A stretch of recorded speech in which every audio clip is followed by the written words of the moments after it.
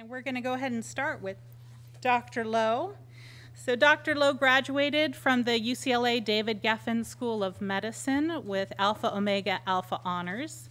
He completed his internal medicine residency at UCLA and his fellowship in hematology and oncology at City of Hope and Harbor UCLA. Dr. Lowe is an investigator in multiple clinical trials and has expertise in treatment of all cancers with special interests in breast, ovarian, lung, colon, and prostate cancers. He is also an expert in the treatment of blood disorders and hematologic malignancies. He is a partner at Cancer Care Associates Medical Group, the Torrance Memorial Physician Network. He is an active member of the tumor boards at Torrance Memorial Hospital, as well as Providence Little Company of Mary, and he is the Chief of Staff at Little Company of Mary. So please help me in welcoming Dr. Lowe.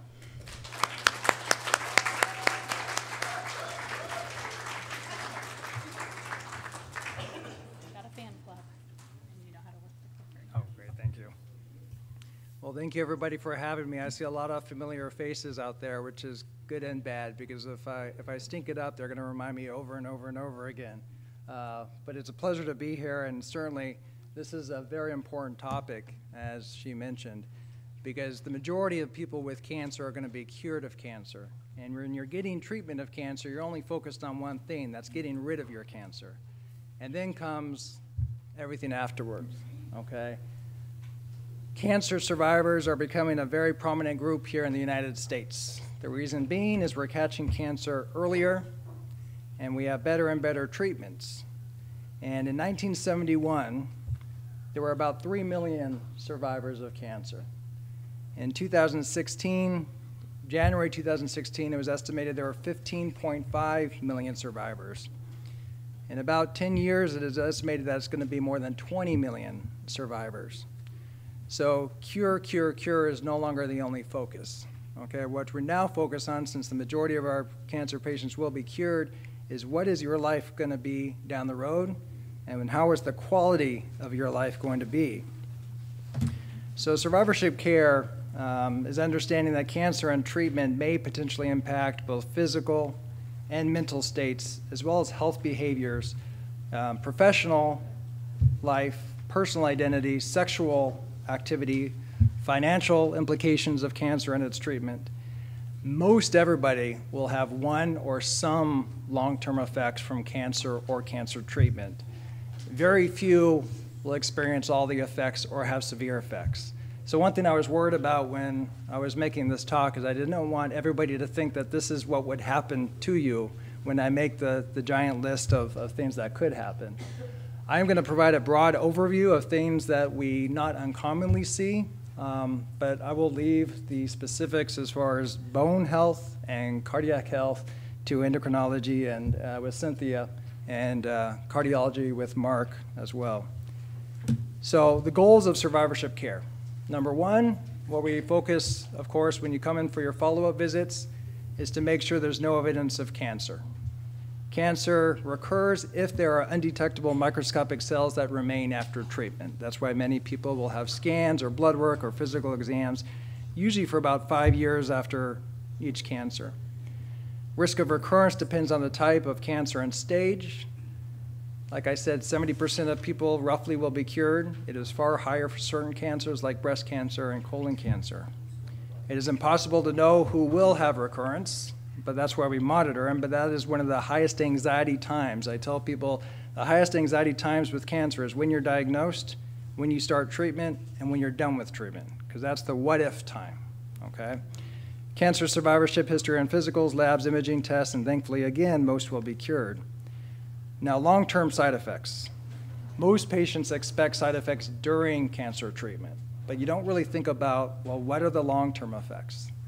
Like we said already, we tell you about them, but it kind of goes in one ear and out the other until you're done. As far as soft tissue and bone, again, Cynthia will go into this at length, but multiple different things that we give can cause bone weakness, specifically steroids. Almost everybody on chemotherapy gets some steroids during their treatment to prevent nausea, okay, intravenously, called dexamethasone. Endocrine therapy, breast cancer, the #1 cancer in women. The majority of women who with breast cancer are hormone positive, and therefore they get anti-hormonal therapy during their treatment, which can cause bone thinning. Men who get Lupron for prostate cancer can cause bone thinning, and women can go into early menopause, which can cause bone thinning. So Cynthia will go into certain things that can be done for that, but the most important thing is taking calcium and vitamin D and weight-bearing exercise. Now, this is what makes you, chemo brain. I'm sure a lot of people here have heard about chemo brain. Rarely this can be a severe complication, but very rarely, okay? But I have many patients who during treatment certainly feel some cognitive dysfunction, memory issues, they're just not quite feeling as quick as they normally do during treatment. After treatment, this is actually not very common. For some reason, certain cancer treatments, we see this more commonly. Breast cancer, for some reason, the most well described.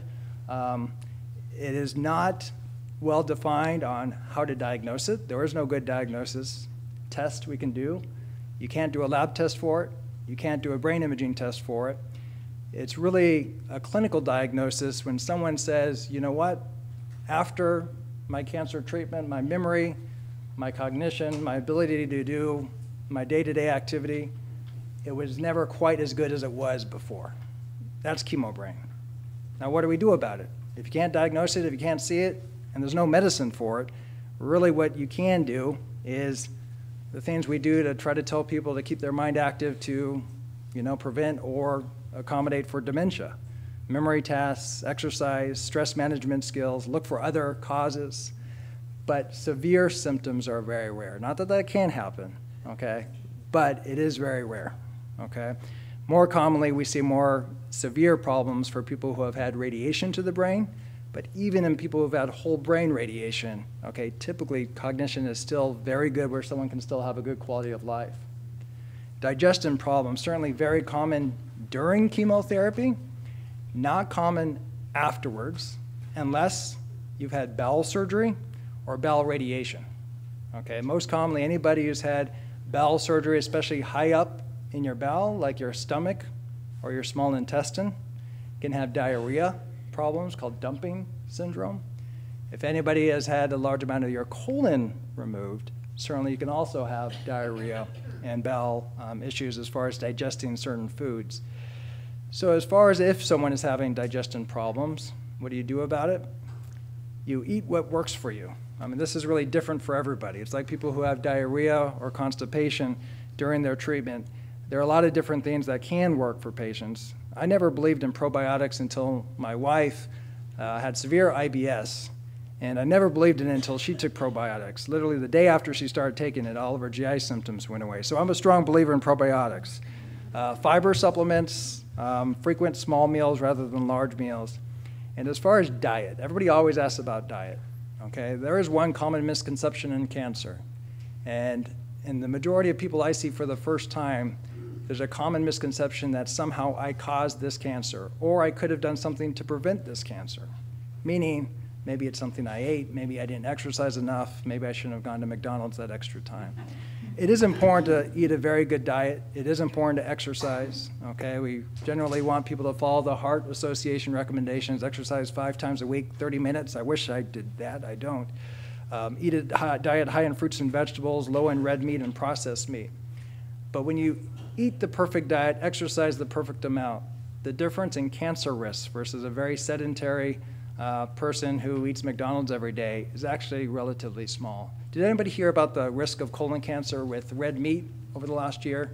It's now definitive. It's actually listed on the carcinogens next to tobacco, not that it's that high of a risk, but it increases the risk of colon cancer by about 20%. But 20% above 5%, meaning if your risk is 5% in a lifetime of colon cancer and you eat like crap and you eat steak every day, it increases your risk to about 6%. 1% of 5% is 20% of 5%. So it's funny how you can play with statistics. So it's good to eat well, drink well, exercise. But there's only so much you can do. The majority of people who get cancer, it's by chance, not because of something you did or could have done differently, unless you smoke. Don't smoke. That's the #1 cause of cancer, number of cancers. As far as the hormone system, again, Cynthia will get into this. But anybody who's had head and neck radiation, okay, years down the line, either even during treatment acutely or years, I mean even 10, 20, 30 years down the road, can develop thyroid failure. Thyroid failure is actually very common in anybody without cancer treatment. Okay, it's one of the most common diagnoses we get when we get older. So commonly, anybody with head and neck radiation should be screened for thyroid dysfunction at least once a year, probably for the rest of their lives. Chemotherapy in premenopausal women does cause what's called amenorrhea, which is a fancy term for meaning you lose your periods. This is often in women more than age 40, you'll lose your periods and then often stay away, meaning true menopause.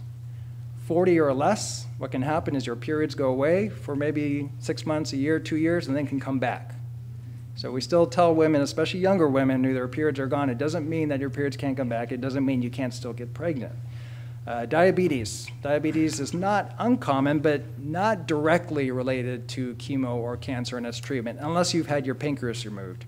If you've had pancreatic cancer or pancreatic tumor, and you've had what's called a Whipple procedure, that's very common after that procedure, acutely after surgery. But the majority of patients we see, it's from indirect causes, mainly weight gain. If you have weight gain after treatment, obesity is the #1 cause of diabetes, and therefore the most common indirect effect we see if people do gain weight after their treatment. Very commonly is emotional difficulties for a number of different reasons, both positive and negative. I mean, oftentimes, the positive effects of having survived cancer is relief, very thankful for just being alive and a sense of a new beginning, to do things you may never have actually thought of doing, or just renewing your sense of what's important about life. But not uncommonly are negative feelings, okay? Fear of recurrence, obviously the #1. Guilt, survivor's guilt. Why did I survive? Why did my friend or my loved one or my family member die, okay? Depression, anxiety, isolation. This can affect both patients as well as caregivers, family, and friends. And the worst of it is some people have such a trauma, an emotional trauma. They have very similar symptoms as patients who have PTSD, okay? Treatments, support groups, the wellness community, okay? The #1 resource that I use is the wellness community, the cancer support community. Because even though I see this every day, your friends and family may see you every day. No one knows what it's like to go through cancer unless you've had cancer, okay? And speaking to other people who have gone through what you have gone through is the #1 support. There are social workers and therapists as well, and of course, medical treatment, okay, antidepressants. Long-term side effects also include fatigue. Everybody gets fatigue if you're on chemotherapy, okay? If you're on anti-hormonal therapy for breast cancer, the majority of people feel significant fatigue. And everybody knows what fatigue is, physical or emotional feeling of exhaustion. It may persist for a short time after treatment. It may persist for years after treatment, and it can affect everything in your life. The assessment and treatment, increase activity, okay? If you exercise, that's probably the #1 best treatment. Obviously, rule out other causes, like we mentioned, thyroid problems, diabetes, all that can cause fatigue, and optimize your health in other ways. But as far as medication use, nothing's been found to be great. We used to prescribe something called Ritalin. Everybody probably knows what Ritalin is. Ritalin is basically low-level methamphetamine. It's basically speed, which is used for kids with ADHD. We actually used to try that, and they've actually done studies which in select patients it may help, but the majority of patients it just made you feel very anxious and did not give you better energy. So we try to avoid that if we can. Cardiac disease, Mark will go into this at length, but certain chemotherapy agents, not most, very few chemotherapy agents can cause cardiac problems, namely anthracyclines. So that's the red chemotherapy, okay? So most commonly we use that in breast cancer. Something called adriamycin is the most common thing. Otherwise, there's other cancer treatments like etoposide that we use for lung cancer. But by far the most common is adriamycin. We actually try to avoid this red chemotherapy. It looks like Kool-Aid if we can help it. But historically, okay, 10 plus years ago, this was the treatment used for breast cancer. And does anybody remember Robin Roberts? Yeah, I think I have a picture of her later on, but Robin Roberts is the African-American TV, she does interviews on like ESPN and whatnot. She actually had breast cancer, was treated with adriamycin, and developed a couple years later, her bone marrow failed because of that treatment. Now that treatment can cause bone marrow failure or heart. She had bone marrow failure and unfortunately required a bone marrow transplant, but that risk is 1% to 2%. So of all the people you gave this red chemotherapy to, 1% or 2% will develop heart problems or bone marrow failure.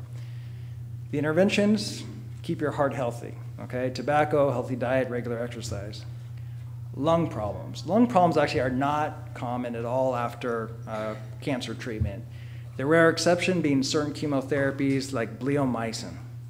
Okay, bleomycin, which is used if you have Hodgkin's disease, not common in adults, although we certainly see it most common in kids or teenagers or maybe people in their 20s, and for people with testicular cancer. Okay, this is the most common treatment in testicular cancer, which is why Lance Armstrong, got his treatment. That would have been the #1 concern with his treatment with bleomycin, as he was a bicyclist. Yes, he was cheating, but he was using bleomycin. You get concerned, well, you could affect that person's career for the rest of their life if you hurt the lungs.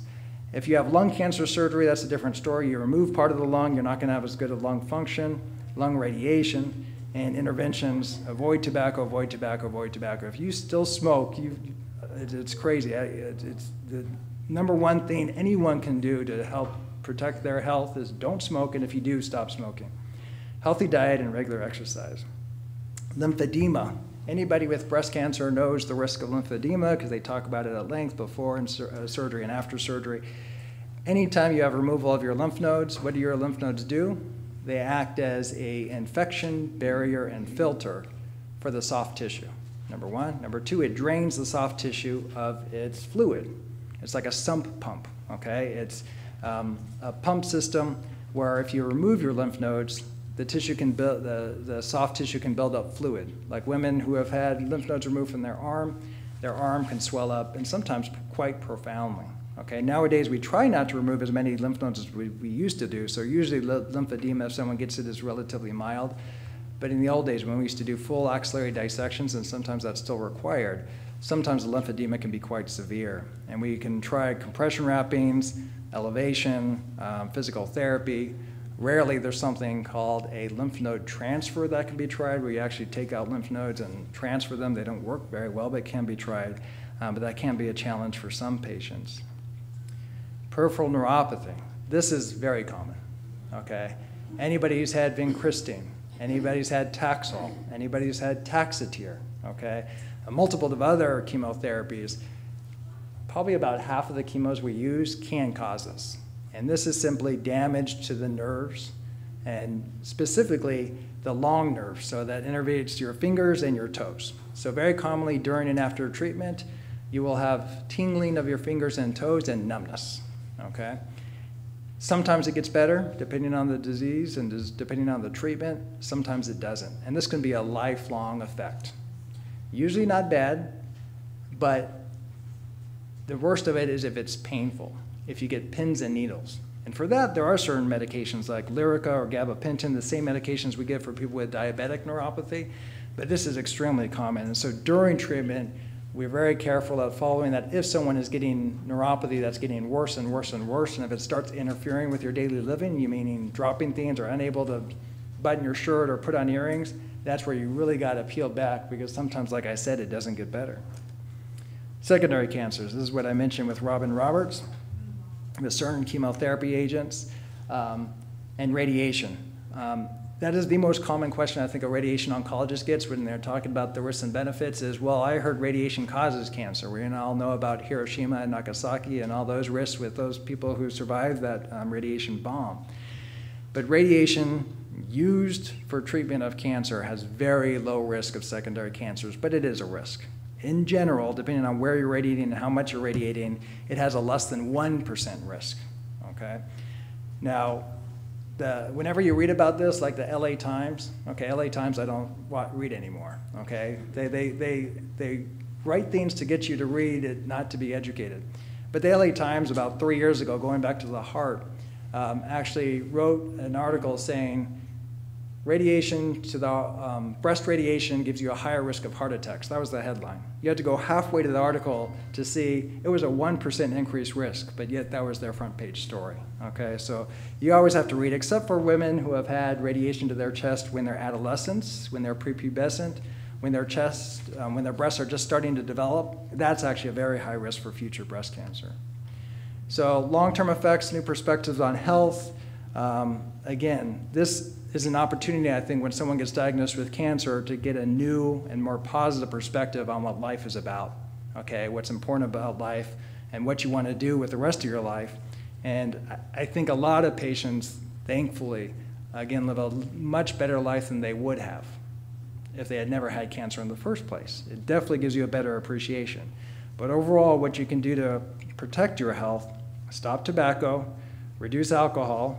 I think it is somewhat sexist to say women should only have one and men should only drink two, because men are not twice as big as women, but it is what it is.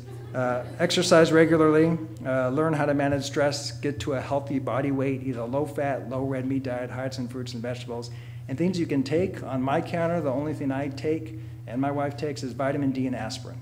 Vitamin D consistently has shown in a number of cancers, specifically in breast cancer and colon cancer especially, and then aspirin, like a baby aspirin, especially in colon cancer. Actually, the U.S. Preventative Service Task Force added aspirin to the list of things that people can take to reduce the risk of colon cancer, but it has to be taken at least daily for 5 years.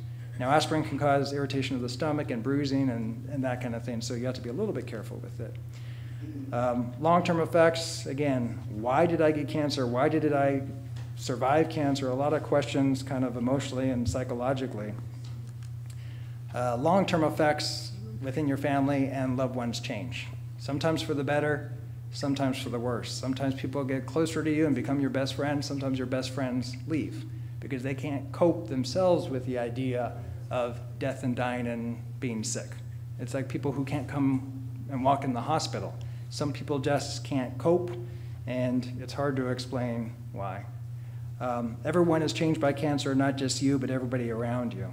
And sexuality is sometimes a common issue. It's something that's not, we don't commonly talk about it, but like women on anti-hormonal pills, I mean, it can really change your sex drive. It can change your amount of symptoms you have vaginally because of vaginal dryness, and intimacy with your spouse is often an issue. So overall, I think what we describe as a new normal. Most people, like I said, feel some effects, long-term effects from cancer. Usually a very good quality of life still, but it's a new normal. Sometimes it can be better, sometimes it's worse. Long-term quality example, this is my family. My wife was diagnosed with ALL, acute lymphoblastic leukemia, when she was 6. She had 3 years of chemotherapy. That was 33 years ago. Do you see the one thing missing here that's probably best for your health as you get older? Anybody? There's no daughters. See, I've got 3 boys. I'm serious. I can't tell you how many patients I have whose daughters will travel from, Timbuktu to be with their parents when they come in, whereas the boys might live in the back house, behind you, and I never see them. So hopefully one of my boys breaks that mold. Here are some resources for you. Again, the websites that can be used for you. And I think we're going to take questions at the end of all of our talks. So thank you, everybody.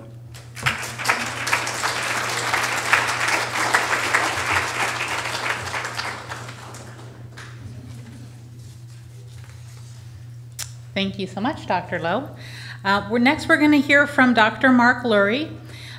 He is a board certified in cardiovascular disease. He received his undergraduate degree from Ohio State University and attended medical school at Rush University in Chicago, Illinois. Dr. Lurie is the medical director of the Melanie and Richard Lindquist Cardiovascular Institute, the medical director of the Congestive Heart Failure Program, the medical director of the Acute Myocardial Infarction Program, the Medical Director of Cardiology and Co-Director of the Diabetes Management Program at Torrance Memorial Medical Center. He's also a member of the American Heart Association and a fellow of the American College of Cardiology. Dr. Lurie is on the Board of Trustees and is the president of the Torrance Memorial Healthcare Foundations and former Chief of Staff of Torrance Memorial Medical Center. In addition to his role at Torrance Memorial, he is a cardiology consultant for the University of Southern California Athletic Department. He has received numerous awards, including Woodward and White, Best Doctors in America, Castle and Connolly, Top Doctors in America, and U.S. News and World Report, America's Best Doctors. Dr. Lurie was born and raised in Cleveland, Ohio. He has been practicing in the South Bay for over 35 years. So please help me welcome Torrance Memorial's best doctor, Dr. Lurie.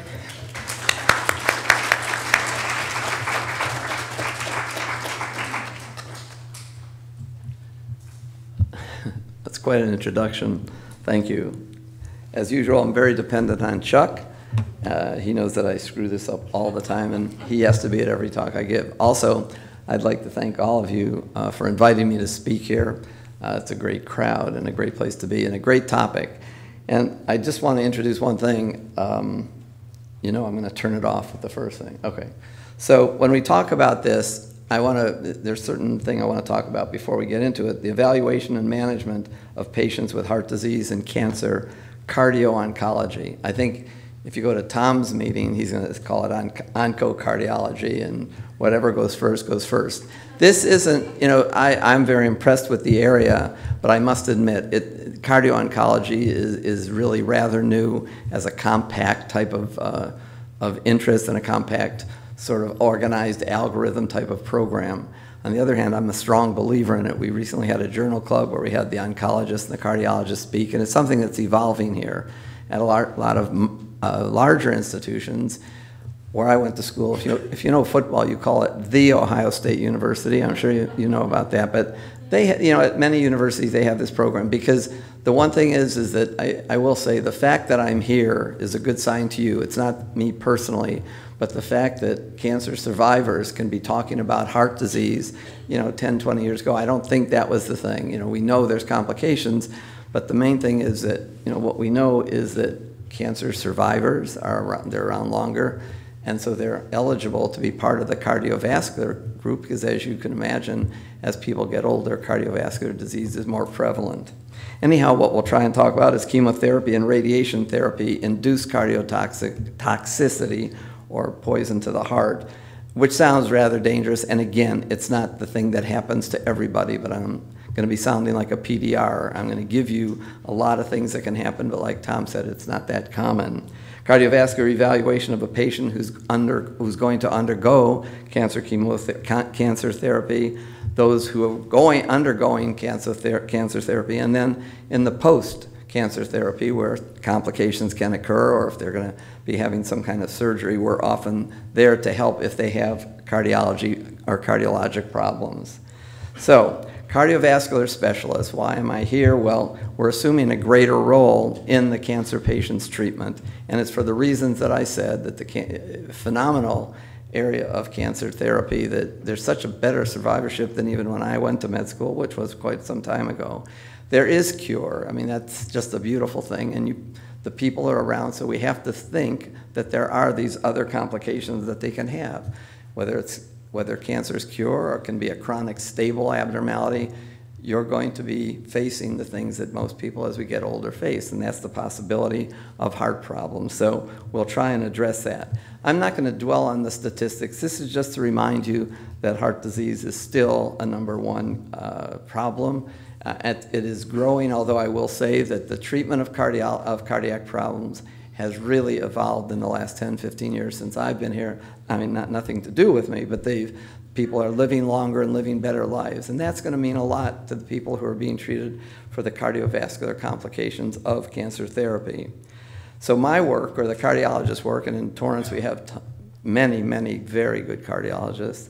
is to optimize the underlying cardiovascular abnormalities. Many people come into the treatment of cancer with with cardiac abnormalities, and these have to be evaluated, and the treatment has to be optimized. There are complications that occur during, at the beginning, and then late, and the cardiologist has to be aware of that, as does the patient. The thing I can tell you about this community, that I've been here for so long, it really is still directed so well by the oncologist, by Tom's group, because they're much more aware of the potential problems than we were. This is all fairly new and an evolution for us. I mean, we get called when there's problems, but the fact of trying to look at people before they're being treated and then following after, you're going to see that that's going to be much more common. But I give credit to the fact that they brought us into the picture a long time ago. In the acute therapy phase, it's just the fact that some things can happen with therapy, whether it be chemotherapy. I mean, the thing to remember, again, it's a small percentage, but we're around, your doctor's around, and there's a good relationship of the oncologist and the cardiologist. There can be blood pressure fluctuations because of various medications.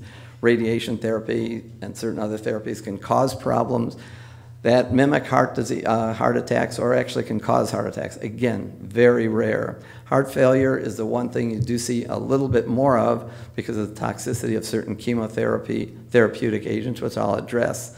Again, not a major thing, but the fact of the matter is, just even in my time, we've seen a remarkable evolution of the treatment of heart failure, the identification early, and I'll show you the statistics of how well people do, whether they have cancer or not, if they develop heart failure.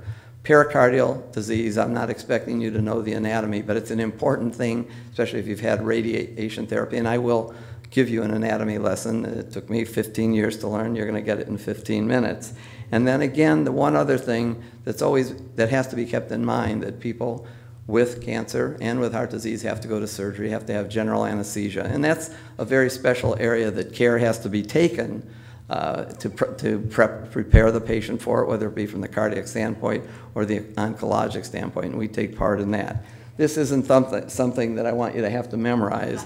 The main thing I want to show you is that I think Tom made a good point.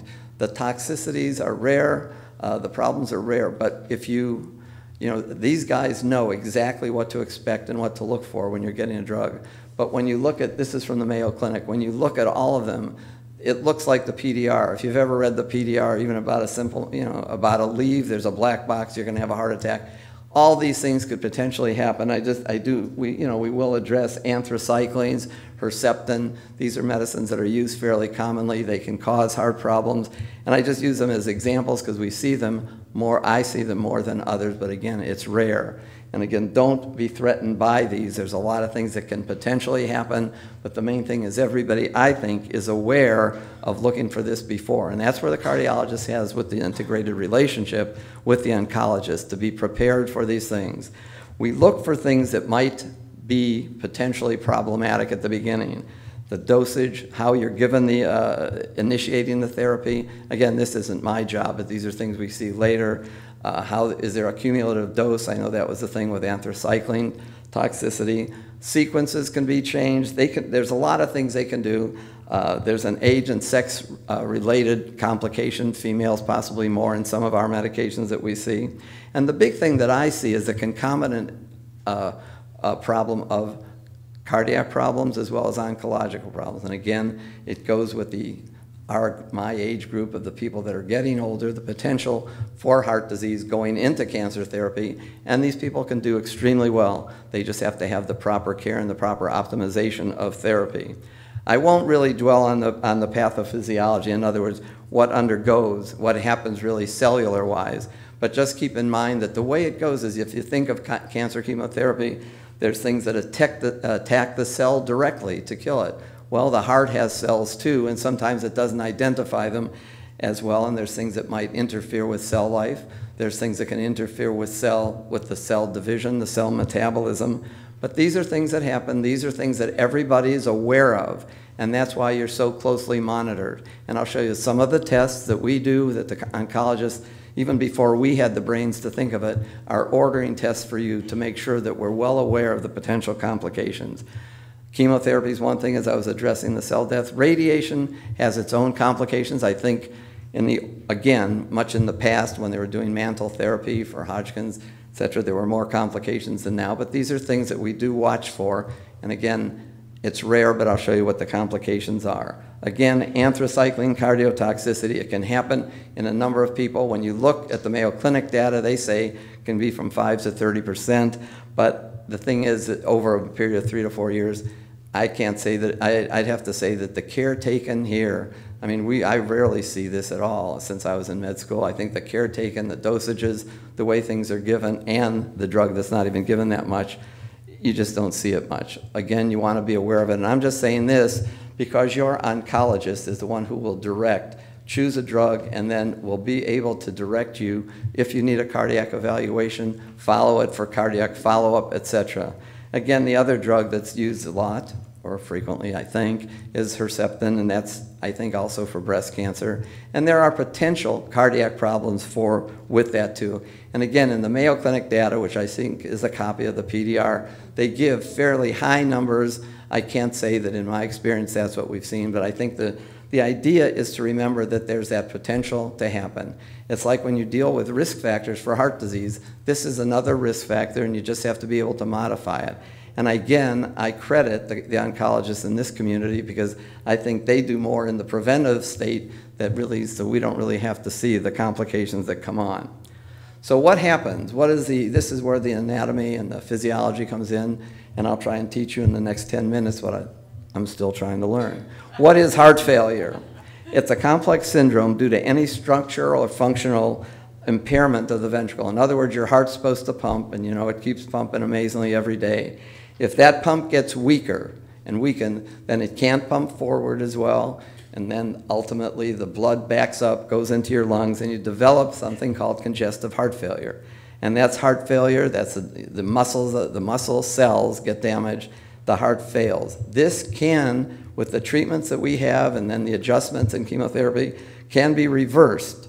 And that's the amazing thing, that in the last 20 years, heart failure, which we used to call kind of grossly a death sentence because there was really no way to reverse it, has become an amazingly well-treated entity, whether you have cancer therapy or not.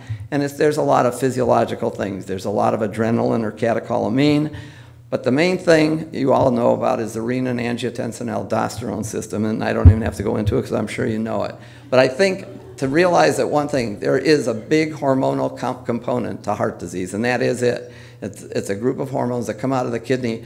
Those are the things that really can worsen heart failure, and those are the things that we have medications, not surgery, but medications, that given those medications, we've increased the survivorship of heart failure and heart disease, probably more than 50%, because we know that the earlier you treat it, you can really reverse or at least stop the progression of that. The signs and symptoms, they're rather vague to what you would be. The doctor knows to look for them, but you can see it on chest x-ray. There's certain biomarkers, and that's going to be an important thing in your future, in my future. These are blood tests that might even predict that there's going to be a heart problem. We do have a blood test called the BNP, the brain natriuretic protein. This chemical that when you draw it, when it gets elevated, it's a reflection of the heart having to stress itself, and it reflects heart failure. So this is a blood test that can be used if your doctor suspects before your echo or before your test shows your heart's failing that you have this problem. It's called BNP. And biomarkers will be used really almost routinely by us, almost too much. There's new biomarkers coming out. There's biomarkers for cardiac injury. And these are things that your cardiologist and your oncologist will certainly talk about. In that rare occasion that there's the potential problem, most of you or most people will not have a problem. There's a test that I think everybody in the world's had at one time, an echocardiogram or ultrasound of the heart. We certainly overuse it, but in trying to evaluate for heart disease and heart failure, you can actually, and I'll show you a picture, see the structure of the heart and see how it pumps. And the nice thing about it is it's non-invasive, no radiation, no IVs, and you can actually see the heart. If you have to go on, we do what we call nuclear studies. It sounds threatening. I don't use them as much. There is radiation, but this can give you a picture of how the heart functions with an intravenous injection of a nucleotide. You can actually see if the heart's getting enough blood and how it pumps. I think one of the future things, because it's used, I know, a lot in oncology, is the MRI. That will be the future test for heart disease. Again, it's no radiation. There's sometimes an IV, but the pictures can show how the tissue, inch by inch is damaged or not damaged, how the heart's functioning, and if it's getting blood. And within the next few years, you'll see that that will be the big test. And this is what the heart looks like normally. Hopefully this isn't a great picture, but it's narrow, and that heart is a nice bright red muscle that just pumps like this.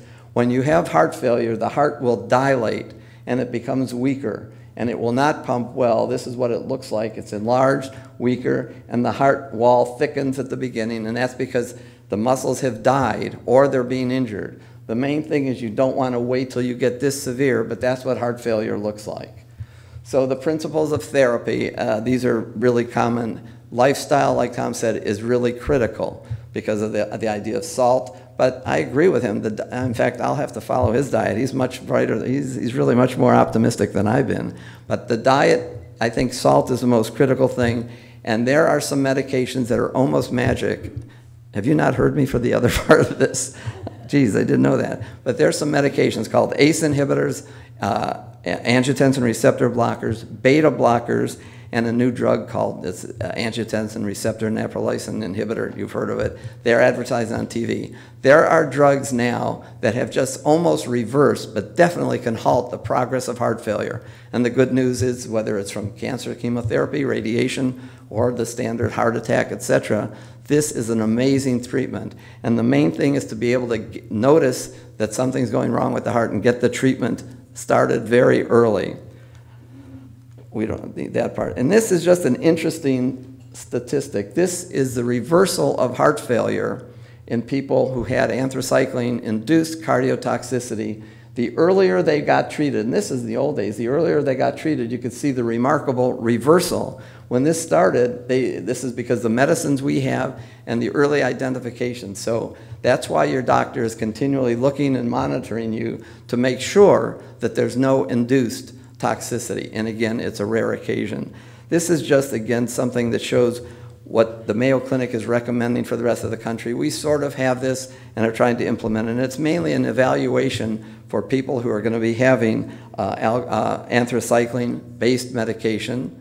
And it's evaluating the ejection fraction using the echo and then basing that, making the risk for heart problems. The worse your heart is at the beginning, the more risk you have, and this is something to put you into a follow-up program. So it's much like we use in coronary artery disease.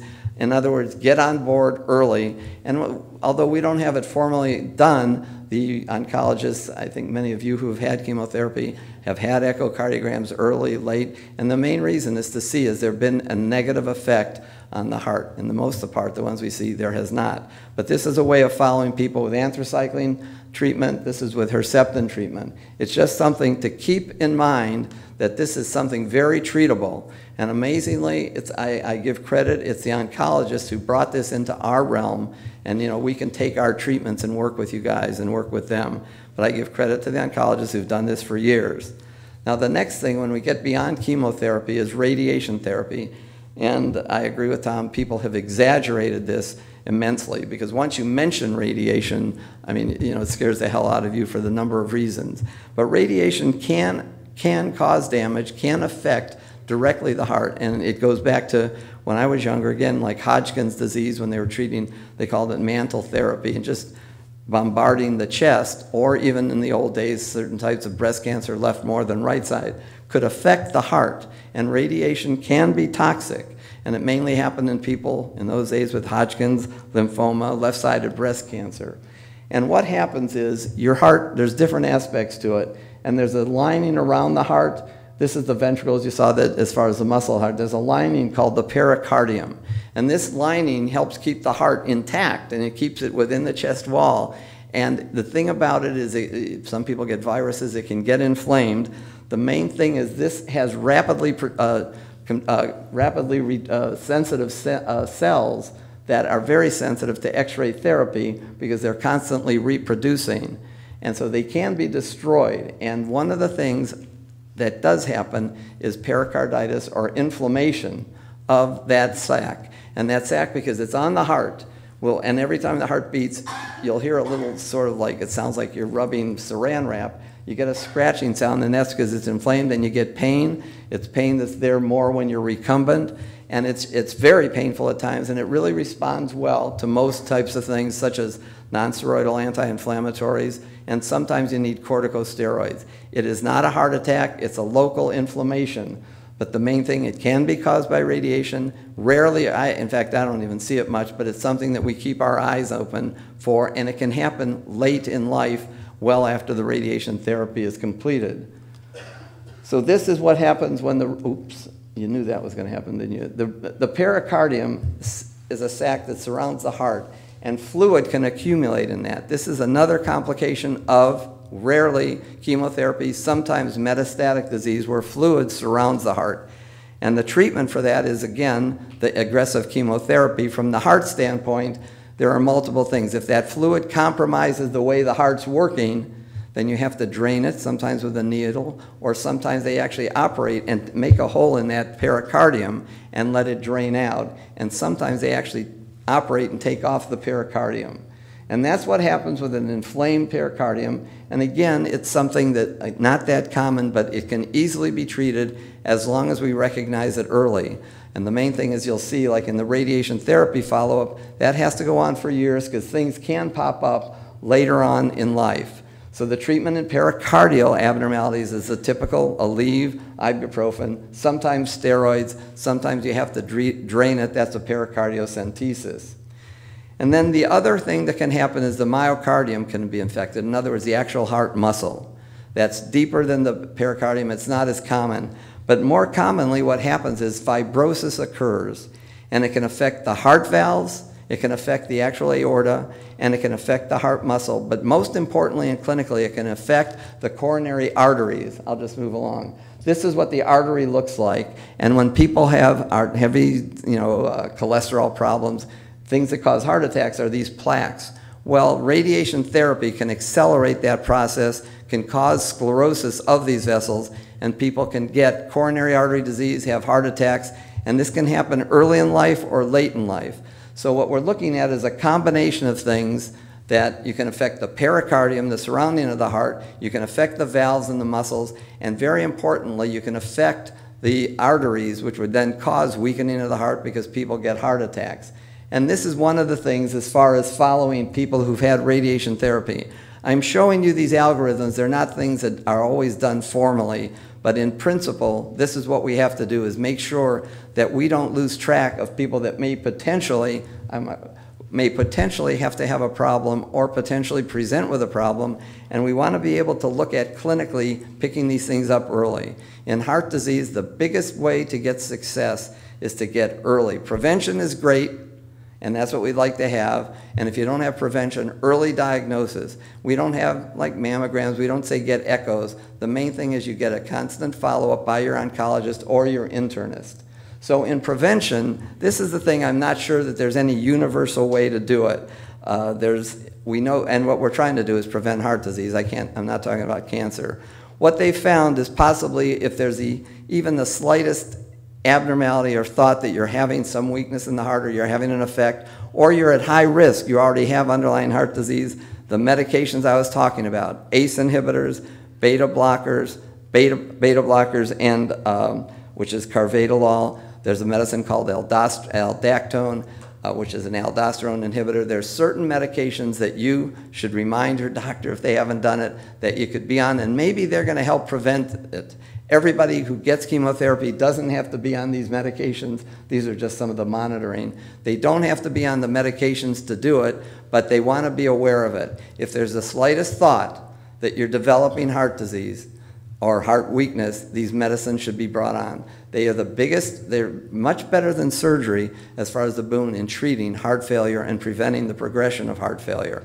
As far as the arteriosclerotic disease, the blocked arteries, statins for everybody. Should they be in the water? Not yet, but they're the things that help prevent heart attacks, probably better than anything. And of course, once there's the thought of having any kind of blocked artery, in preventing heart attacks, aspirin's critical. So this is what an echocardiogram comes out looking at. You actually see the heart, and you can see it comes out moving, and you can see all 4 chambers, and you can tell if it's weakened or not by seeing the picture, the way it moves. The other thing is the MRI. This is phenomenal. The MRI almost is like to me, it's almost like an anatomy lesson. You see almost cell by cell how that heart's working. And I think this will be one of the best ways to follow heart disease and the evolution of heart disease. So with that, I know this is a lot of stuff that took me a long time to learn. We'll have the questions at the end, and I want to thank you for your attention.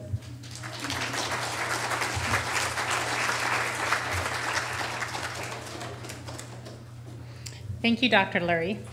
I just want to remind you again, if you have questions, please write them down on the index card, and we'll try to address as many as we can at the end.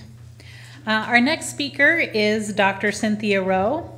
She's a native of Southern California, and she earned her undergraduate degree at UC San Diego and obtained her medical degree at Drexel University in Philadelphia. She completed her residency in internal medicine at UC San Diego and her fellowship in endocrinology at UCLA Cedars Medical Center. New to the Torrance Memorial Physicians Network, Dr. Rose focuses on working in an environment in which care of patients is easily coordinated between primary care providers and specialists. Building relationships with her patients and seeing them achieve their goals is an important aspect of her practice. And in her spare time, Dr. Rowe enjoys reading, playing golf, traveling, and spending time with her family. So please help me welcome Dr. Rowe. Thank you, everyone, and I really appreciate your patience. I know the last speaker is always tough because I got to keep your interest. So I try to make it very simple. I put in some hopefully fun pictures to keep you guys interested. So they asked me to talk about some bone issues that can affect patients who are cancer survivors.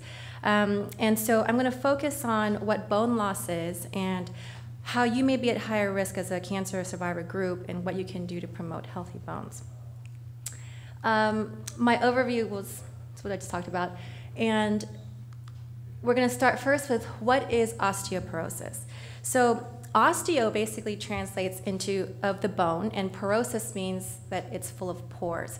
So if you look at the cartoon here, this is a healthy bone, and this is osteoporosis next to it. And this is an electron microscopy of actual bone tissue, magnified multiple times, and this is normal bone here. And osteoporosis is here, and you can tell the difference. It's definitely very porous, less dense, and obviously it's going to be a lot weaker than normal bone. Next slide here. This is just a cartoon picture. I try to find something that was easy to read, but this is just trying to show that bone is actually a very dynamic tissue. It doesn't just sit there in your body, but it is constantly broken down and reformed into new bone every day. There's lots of cells involved, but basically they work together to rid the old bone and then to lay down new bone, and this happens every day of your life. Also, people just tend to have microfractures that happen every day in your bone just by living or doing daily activities, and these cells work together to fix those, to get rid of the old, degrade the old, and bring in the new. So osteoporosis or bone loss actually occurs when the creation of new bone does not keep up with the degradation of the old bone. Okay, so bone loss. Young people tend to make new bone faster than old bone is broken down. So when you're younger, the net result is you have bone mass that increases. And you actually reach your peak bone mass at about age 20 to 30. That's when you're going to have the highest peak bone density, and then it kind of slowly goes down from there. So as you age, you tend to lose bone mass a lot faster than it is created. But how likely you are to develop osteoporosis kind of depends on how much bone mass you attained when you were younger, and also some of your major risk factors that I'll talk about later. But I want to stress that actually osteoporosis and bone loss is a silent disease. So you cannot tell your bones turning over every day, making new bone. You're definitely not going to tell when you're losing bone. So a lot of patients come to my office and say, you know, I think I have osteoporosis. I've been having some back pain and hip pain. That is not osteoporosis. That's probably osteoarthritis, you know, bone on bone or degenerative joint disease. But bone loss that occurs in osteoporosis does not cause you any symptoms. So which means many people can have bone loss, but they don't know they have it unless you actually get checked for it. And sometimes people only find out because they happen to fracture, or they've noticed they've lost 2 inches from their youth. And you know, that's how they determine you have bone loss. So that's important to know. This is just a picture of what happens in an individual during their lifespan in terms of bone growth. When you are younger, as kids and as babies, you're going to have obviously bone growth, which is why you grow. And as I said before, at about age 20 to 30 is when you're going to reach that peak bone mass. And then it's just a slow decline from then on. Women, especially in their 50s, have a very rapid decline in bone loss, and that's usually because most women will reach menopause around this period. And menopause is when you have a decline of estrogen, and estrogen is a hormone that is very protective of bone. It is an anabolic hormone to the bone, and so lots of women who end up going through menopause will have significant bone loss. And then everyone who reaches age 60 is going to have age-appropriate bone loss no matter what. And then there's just a steady decline past 60. Okay, so although everybody who ages is going to have bone loss, not everybody is going to get osteoporosis.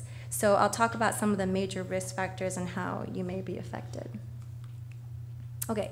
So before I get into that, let me just talk about why having osteoporosis is so serious for patients. I mentioned it doesn't cause you any symptoms. It doesn't cause you pain. So why should you really care about it? Because as I showed you in the prior slides, the less dense bone is weak. So you have a higher potential to fracture. And fractures can be very difficult for people, and I'll go into that to the next slide, but this is just a couple things that can happen when you have osteoporosis. A very common thing that can happen is a compression fracture of your back. So you have these back bones here that should be straight, but normal like this, but when you fracture, you end up having a compression of this vertebra, which then causes a wedge here, and people tend to get slumped over. And when you'll see a lot of older people kind of, you know, hunched over, also losing some height in their years, and this is probably why it's spinal osteoporosis. And obviously, a hip fracture is very obvious. Once you fall, you know, you can have severe pain and limited mobility. And it doesn't really take much to fracture when you have weak bones. You know, I tell my patients, a 20-year-old, they'll skateboard, flip over a few times, you know, fall on the stairs, and then they'll end up having some kind of fracture. Patients who are elderly, especially, and have weak bones, you know, they will fall from standing height and end up breaking a hip. They can step off a curb and break a hip. And I had a patient who had very significant bone loss. She went to lift a heavy box at home and broke her back. So it doesn't take much to fracture. And so let me just talk about why fractures are so important, first of all, and I'll focus on the hip. And I'm going to focus on an older individual just because the tendency to fracture, especially the hip, gets a lot higher as you reach older years. So hip fractures especially are a huge economic burden on our society, and I'm not going to go too much into it, but it just takes a lot out of the patient, of their family, and their resources. First of all, because when you fracture, you're going to need hospitalization. You're going to need surgery to fix the hip. And after that, you're not going to just go home. You're going to need rehab. And that may take, I don't know, depending on what your functional status is before you fracture, it may take a few days, it may take a few weeks. And after you have rehab, then you're going to have to go home. And most likely, you're going to need someone to take care of you at home. You're not going to be able to go home after a hip fracture and go back to your daily routine. You're going to need someone to care for you there. So maybe a friend has to do it. Maybe a family member is going to have to take time away from their job or their finances to come take care of you. And some people may not even be able to go home, first of all. Maybe they don't have resources to pay for a caregiver, or their family can't do it, or they don't have family. Maybe you have a spouse. They're not going to be able to carry you because maybe they're thin and frail, or they have their own medical issues.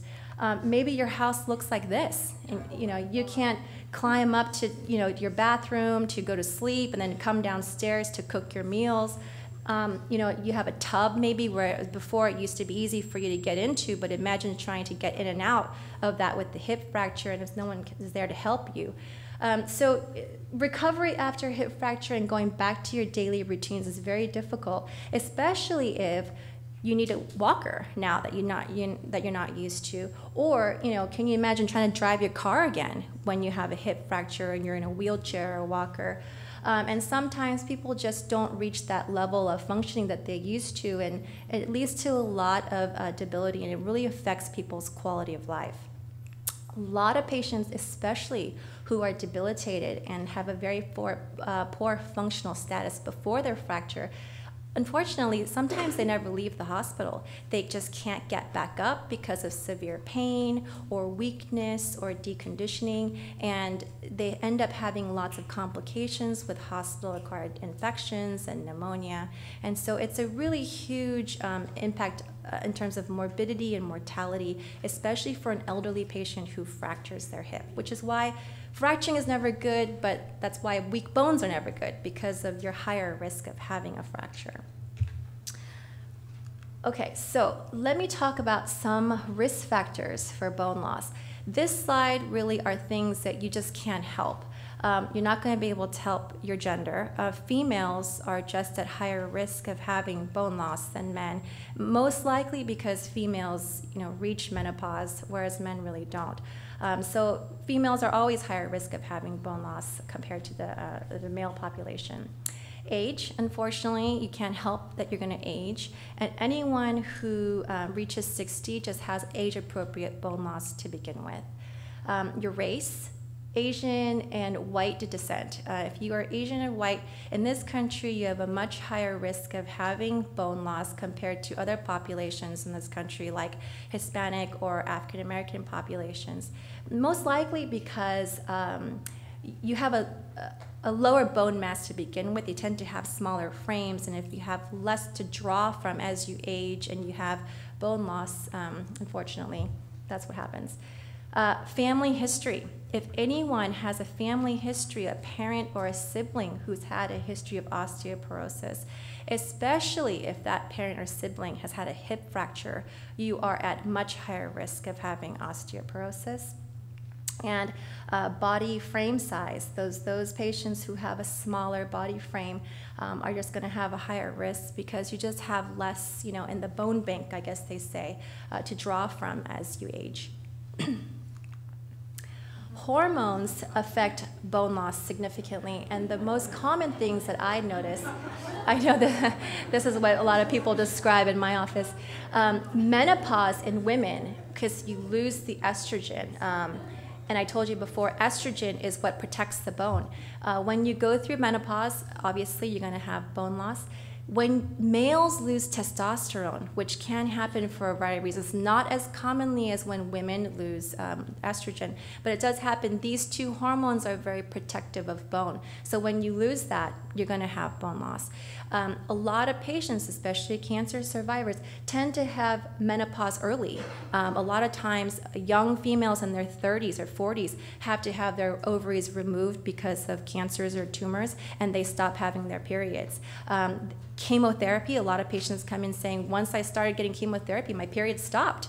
And also anti-estrogen, anti-testosterone use for certain cancers lead to reduced testosterone and estrogen in patients, and that always contributes to bone loss. So if you are a young female who had cancer at the age of 40 and you stopped having periods, then you had 10 years longer time than normal females who reach menopause at 50, and that always increases risk of bone loss.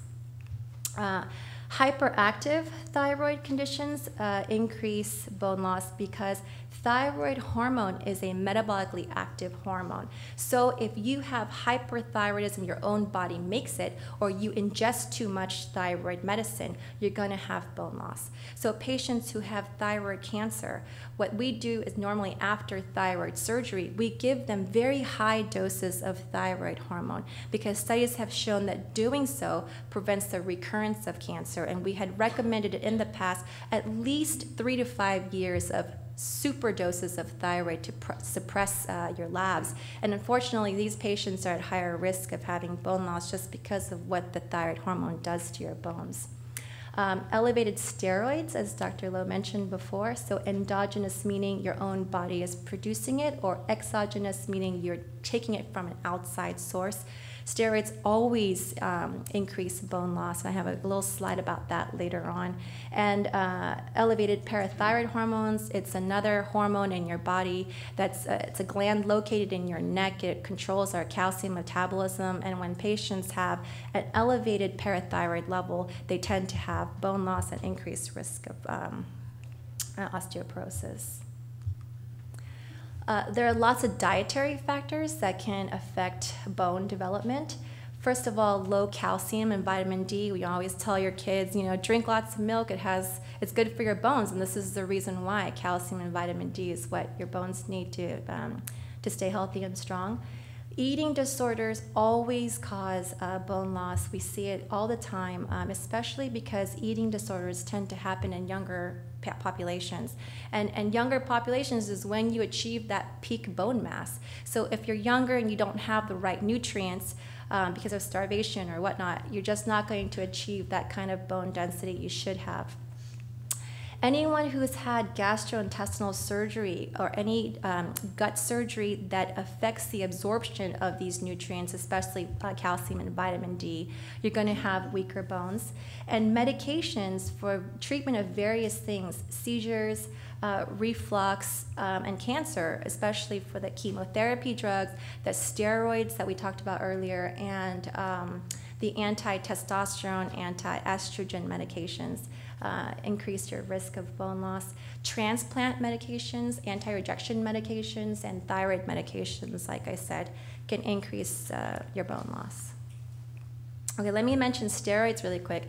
Steroids, you know, they're a great drug. They treat lots of different things, but in very high doses and for a prolonged period of time, steroids can definitely take a toll on your bones. You know, short bursts here and there of steroids, not a big deal. You know, maybe a little bit of inhaled therapy for asthma, not that big of a deal. I'm talking prolonged use. So if you use steroids for more than 3 months, you're definitely going to have bone loss noted. They've done studies showing this. But, you know, years and years of therapy of steroids, injections multiple times a year for many, many years. If there's a slow leak out of your system, and it definitely affects the bone loss. And inhaled, and not so much, but there are rare cases when people use inhaled steroids with other medications, specifically the HIV medications, that can really potentiate the effect and the dose in the body of the steroids, and that has caused some bone loss in patients with that combination of medications. There are medical conditions that increase your risk of bone loss, celiac disease and inflammatory bowel disease. These are just things like ulcerative colitis, Crohn's disease, anything that really affects your absorption of nutrients, specifically calcium and vitamin D, is going to reduce your bone density. And cancer, as a group, you know, you get chemotherapy. These meds are extremely strong. Sometimes they can just affect the bones directly. You can get the anti-testosterone, anti-estrogen meds like we talked about. Steroids are a huge part of cancer treatment. And so, you know, you just have a higher risk just from basically using these medications compared to the general population. And other things like lupus and rheumatoid can affect it. Rheumatoid, actually, they say, you know, a lot of the medications to treat rheumatoid are steroid-based. A lot of the rheumatoid patients tend to have a lot of physical inactivity just from the deformity of the joints, so they tend to have some bone loss from that. And just the fact that you have rheumatoid just tends to directly affect bone to begin with. Lifestyle choices. So a huge factor of bone loss is a sedentary lifestyle. A person who sits and does this is going to have bone loss. A person who is in the hospital, bedridden, in a nursing home, not active, always has bone loss, because physical activity stimulates that kind of bone reabsorption I talked about in the beginning, laying down new bone, breaking down old bone. Physical activity does that, and when you don't have that, your bones just tend to, not be as strong as they could be. Excessive alcohol consumption is a huge risk factor for bone loss, and usually what they say is more than 2 alcoholic beverages per day is going to contribute to bone loss on a daily basis. Tobacco, like Dr. Lowe was saying, just don't do it. Smoking always causes bone loss. Patients who've been smoking for 20, 30 years, I guarantee you check your bone density and you're going to have weak bones. And then excessive caffeine use. So if you have more than 2 to 3 caffeinated beverages per day, that's including coffee, teas, sodas, that can increase bone loss as well. Okay, so when should I be screened for osteoporosis? Screening is a very easy thing to do. It's with a DEXA scan or a bone densitometry, which is this device here. You lay here, they put a little wedge between your hip, and this thing goes zzz, zzz, and it measures your bone density. The U.S. Preventative Services Task Force recommends that any female who is 65 or older should get a baseline screening bone density every 2 years. But you start at age 65.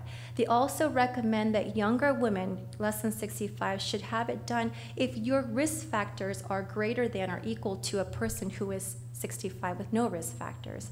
And unfortunately, they're really inconclusive about screening for men. They just don't have the data for that to see when that is beneficial. Also, men just don't really get osteoporosis as commonly as females do unless you have the major risk factors that I mentioned in the earlier slides. So a bone density will come out looking similar to this. This is how Torrance prints out their bone densities. And they usually measure your spine and your hip. And it comes up in a little chart like this where green is normal, yellow is osteopenia, so you have bone loss, but it's not considered osteoporosis yet. And then osteoporosis, which is here in red. And this person, they're kind of, you can tell where their numbers are. It also comes up as a T-score, which is usually a negative value. A T-score of a T-score equal to or less than negative 2.5 means you have osteoporosis. That means you are 2.5 standard deviations below a peak bone mass of a 30-year-old person, how you compare to that. So if you have a T-score of less than negative 2.5, we do recommend medications to treat this. There are patients who run close to 2.5, but they're not. Maybe they're anywhere from negative 1.0 to negative 2.4. It's considered osteopenia. It's considered bone loss. But not everyone who has this needs to be treated. I have a lot of patients who come in and their primary care doctors started them on bone loss medications because of a little bit of bone loss. That's not necessarily needed. I never recommend starting it when you don't need it because these medications have a finite lifespan. You can't use them forever. They have their side effects, they have potential consequences, and you have to take a break at a certain point depending on what you use. So you really should use it when you need it, so you don't run the course of it and then by the time you need it, well, I've already had 10 years of Fosamax, I can't take any more. So you really should talk with your doctor about when it's appropriate time to start it. And the specialists who usually treat bone loss are endocrinologists like myself or rheumatologists. And if you have any questions and your primary care doesn't know when to start, you really should ask for a referral. Appropriate timing is important for these medications. To go back to my other slide really quick, if you are a patient who is younger than 65 and you're wondering if you should get treated, you should think about it if you had any of the risk factors I've talked about. You're a heavy smoker or you're a heavy alcohol drinker, you had a long history of steroids for whatever reason, you're a female, I say maybe 50 or above who's had early menopause or who's had chemotherapy or anti-testosterone, or you're a male who's had a female who's had anti-estrogen and a male who's had anti-testosterone use, I would recommend that you get screened. Medicare will pay for bone densities every 2 years. If you have a private insurance, usually they cover it once a year, but most insurances will cover it if you're less than 65 and you have the risk factors I've talked about. Okay, so going back, so this is my last slide here, some healthy bone recommendations. Weight-bearing exercises are always helpful for bone strength, okay? Anything that promotes good posture and a good balance is good and beneficial for bones. Like I said, it promotes the bone remodeling, and it also helps build muscle strength and gives you balance.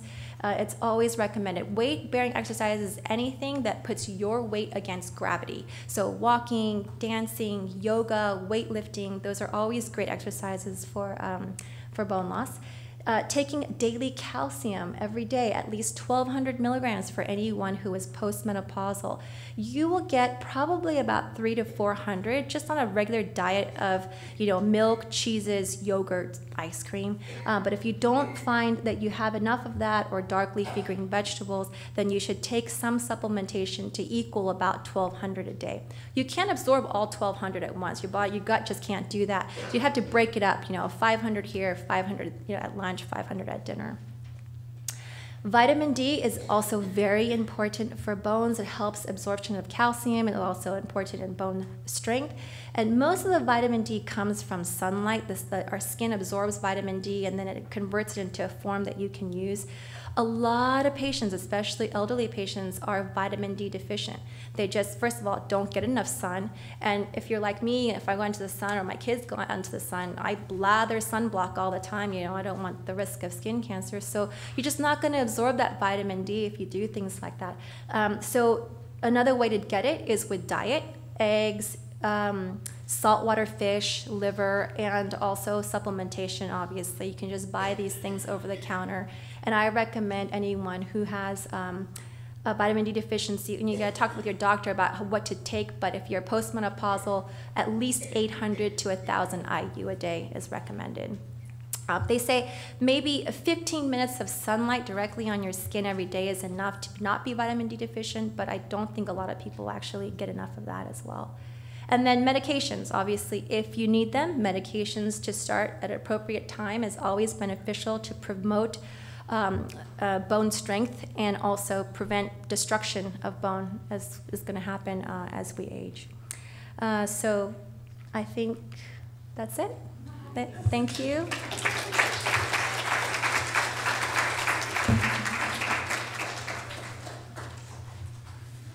Thank you so much, Dr. Rowe. I heard you say ice cream, and I was so excited. And then I saw liver. Okay, maybe. I might have to pick and choose on that. But we're also so fortunate tonight to have our final speaker, because Phelan is going to help us wrap all of these risk factors that we're looking at for our heart and our bones that we've been discussing. She is going to help us pull it all together. So Lauren is a graduate from California State University of Long Beach with a Bachelor's of Science degree in kinesiology, and has been a personal trainer at the Center for Health and Fitness since 2009. Since then, she's become a certified fitness or personal trainer, a certified medical exercise specialist, and cancer exercise trainer through the American College of Sports Medicine. Most of Lauren's clients have some type of medical issue that she works with to help improve their quality of life and to help them reach their personal fitness goals. So she's going to talk with us a little bit tonight about those things. Please welcome Lauren.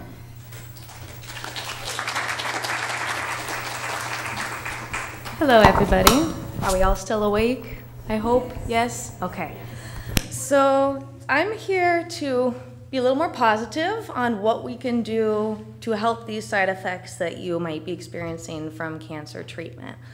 So not to kind of bring back the bad news, but here's just a quick list of some of the side effects that they have already mentioned. Some are not only going to affect the bones or the cardio health, but also things like losing muscle mass and increasing weight gain that you might not want. Your joints can get a little stiffer, flexibility can decrease, pain can always happen, sleep might not be as smooth as you'd like it to be, and then also neuropathy, like they talked about, neurological changes, which could cause you to fall, and if the bones aren't strong, a broken bone is never good. So exercise can actually directly help a lot of these side effects. One thing it can definitely do, if done correctly and with the proper diet, is help control any weight gain that you might not want, or even try and gain some weight. If you are losing weight and not at a healthy weight, you can always try and put on a little bit more muscle mass, help the bones get a little more dense. Weight-bearing exercise, again, can help rebuild new bones. I'm going to go into some more specifics on actual weight-bearing exercises to just clarify for you guys. Exercise can, again, build some lean muscle mass to increase your strength, and it can improve your metabolism if the metabolism has slowed down at all. Like thyroid cancers can definitely affect metabolism. Your VO2 max is your ability for the lungs to kind of exchange oxygen and keeps your lungs pumping nice and strong, and the stamina can also increase. So if you're finding you're getting out of breath, just going up the stairs, exercise can definitely help with that. It can help you sleep. It can also help give you energy. I know I sleep a lot better when I exercise, and I feel even more tired when I don't exercise, which is hard to kind of exercise when you're not feeling so, perky. It's kind of a catch-22 there. Exercise can help reduce stress. It can actually enhance your mood and maybe make you feel a little bit better after a workout. Kind of can increase some endorphins, serotonin can go up. Falls can be reduced with balance training. I know our facility at the Center for Health and Fitness has actual balance classes that we've seen a lot of our members really improve from and reduce their falls. Exercise can also help prevent chronic diseases like type 2 diabetes, hypertension, which is high blood pressure, high cholesterol, stroke, and I've read some things on certain types of cancers with weight loss, although not always proven. And then also increasing the flexibility and range of motion in the joints if you are consistently doing a flexibility program. So some of this might seem a little aggressive and maybe a little far-fetched for some of you if you're currently sedentary and haven't done any kind of exercise. But I just wanted to make you all aware of what a lot of organizations really recommend. Like ACSM is the American College of Sports Medicine, and the Center for Disease Control is the CDC. They recommend even those currently going through cancer treatment, in remission, even people without any kind of condition should really try and do 150 minutes a week of moderate intensity cardiovascular exercise.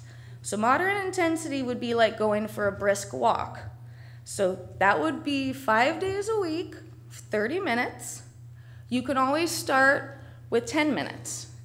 If you're doing more intense exercise, like maybe you found hiking is fun for you, you can cut the time down if it's a little more vigorous.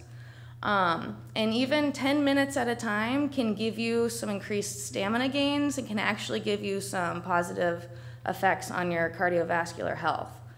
So, of course, gradually progressing is recommended, and I always recommend meeting with a fitness professional such as myself to see what's appropriate to start with. You definitely want to start easy, but it's kind of amazing how doable it is if this is a goal for you to try and maintain your health and prevent other things from happening, to try and squeeze in 30 minutes. 5 days a week, that's 2 days off of just complete rest. It's really not that bad, and you will start feeling a lot better.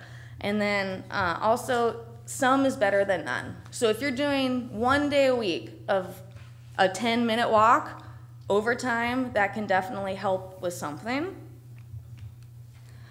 So talking about strength training or resistance training, which is also known to improve bone density. So I'm talking using weight machines or even your own body weight where you're loading the bone with force going through the bone. Recommended by these organizations, 2 to 3 days a week, doing a variety of exercises. Light intensity is recommended for older adults or sedentary adults.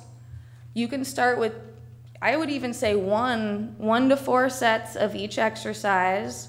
You can do 8 repetitions, so that would be like 1, 2, 3, 4, 5, 6, 7, 8.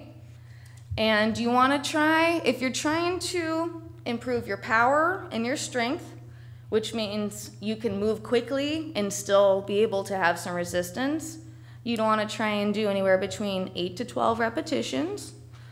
If you want to try and just improve kind of overall strength, you can do 10 to 15. If you're trying to improve your muscular endurance, like being able to go up a couple flights of stairs, the more repetitions in a row, the better you're going to work on your muscular endurance. So it's always recommended to rest about 48 hours between exercise days. So you can work out, do a couple resistance exercises, maybe your 10 or 30 minutes of your aerobic cardio exercise, and then give your muscles a day or 2 of rest because they're going to need that time to recover, and that's when they actually get a chance to rebuild and make the muscles and the bones stronger so that they can withstand the next day. You make them go through all this same stimulus. So one option, if you do decide you really like to exercise and you want to do some resistance training, say 4 or 5 days a week, one day you could work on your arms, the next day you could work on your legs, then the next day you could work on the stomach. So you're kind of still giving each body part a day or 2 of rest, and then you're constantly moving, which is always good. So some of the reasons I've found working with a lot of people that they don't exercise, definitely number 1 is lack of motivation. It can be really hard to go from doing nothing to just picking up and joining a gym and starting a full-blown workout program. I've found if people actually set a specific goal, say that's to just be able to get off the floor, walk up your stairs, play with your grandkids, who knows, maybe sign up for a 5K walk. That really kind of forces you to not skip your workout day and to have a reason to go and a reason to improve. And then when you hit that goal, you feel really good. A lot of things, another thing that people have trouble with is not enough free time. I know if you are still working, it can be really tough to get the extra energy to go to the gym either before or after work. If you're lucky enough to be retired, you're in the right place. So we just gotta find you a place to go where you can spend some of this free time. Maybe you're using to watch a little too much TV, do crossword puzzles, online shopping, whatever. Make exercise a priority for those free moments that you have. If your energy is really low or you feel like you're not strong enough to go to a gym, that's why you need to go. It will get better. Nobody just is born with muscles lifting weights, running marathons. They had to work to get to that point. Some genetics can help, but normally you have to do quite a bit to improve your energy and strength. Gyms and personal training can definitely be an expense, especially when you have a lot of extra medical bills to pay. Luckily, in this area, we have quite a few affordable gyms. Our fitness center actually takes insurance for our membership. If you have like a Silver Sneakers, Silver and Fit supplement on your Medicare and insurance, we pay for your gym membership. And we have free classes. And there's a lot that you can also do without a personal trainer, like at home, or just go for a walk, or something that is free and accessible for you to do. A lot of people get very intimidated or feel like they're too inexperienced to begin exercising, and that is a normal thing to feel, and that's why I have a job, to educate you guys on what to do and to teach you and train you how to do things correctly, so we can help with all this stuff. Exercise can be painful. You get a little muscle burn. Maybe you did too much too soon, and then you never want to come back to the gym again. But those aches and pains can sometimes be worth everything. And eventually they get a lot better, and you can make daily aches and pains go away. Like arthritis can get a lot better. Your knee might stop hurting if you actually build some muscles in the legs. I'll have a lot of clients who tend to get very sick or have a weak immune system. And of course, if you're on antibiotics, you have the flu or pneumonia, no, I don't want you coming into the gym. But if you're clear by your doctor to come in and you're feeling okay enough to go into the gym or wherever you are exercising, it's probably a good choice to get up and go. Oops. So this is a little repeat of what I was just kind of saying, but just to give you guys an idea, over a week, there are 168 hours in 1 week. If you could commit to 20 minutes 3 times a week, that's 1 hour of exercise. So I bet you can kind of plan out your week and see, okay, when do I have a little free time here or there, and make it a priority and see what you can kind of squeeze in. Walking, jogging, free, can be done almost anywhere. We have very nice weather in Southern California. We don't have snow. It's not too cold. So most days of the year you can get outside, move around a little bit. Find something you enjoy to do so it doesn't feel like a chore. If you hate running, don't run. If you like lifting weights, lift weights. If you like, ballet class, dance class, whatever, Zumba, if you enjoy it, you will most likely look forward to going and continue to do it again. Energy levels can also increase when you're exercising. And if you do have injuries, like after surgeries, I know a lot of my clients who've had breast cancer are very limited in their chest area and their arms. There's a lot of things that we can have you guys do to increase like your range of motion in your chest, to be able to get that range of motion back and lift your arms again, or rehab the hip that you might have broken because of the osteoporosis. So exercise is one of the best things for injury rehabilitation. So if you're ready to make a change, once again, setting a goal is one of the best things you can do. I've just listed the examples of things I've said again, and one other one is like a lot of my clients like to go on vacation, and they have to walk when they're on vacation, especially if they're in Europe or somewhere where they're not just taking the bus around. So you would like to be able to enjoy your time with your family or when you travel. If you have a dog, it probably wants to go out for a walk if it's able to walk and whatnot. So whatever goals get you kind of on a plan and get you motivated to make a plan. Hiring a personal trainer has been shown to be one of the best things that you can do. You have guidance, you have a buddy, you have somebody to kind of be there for you, and they can really tailor a program for you. Nobody has the same workout program. I've never given anybody the same set of exercises. Everyone is different. So even if you just met with a trainer one time, they can give you enough to get started and have some guidance with your exercise. A lot of people have had success finding a workout partner.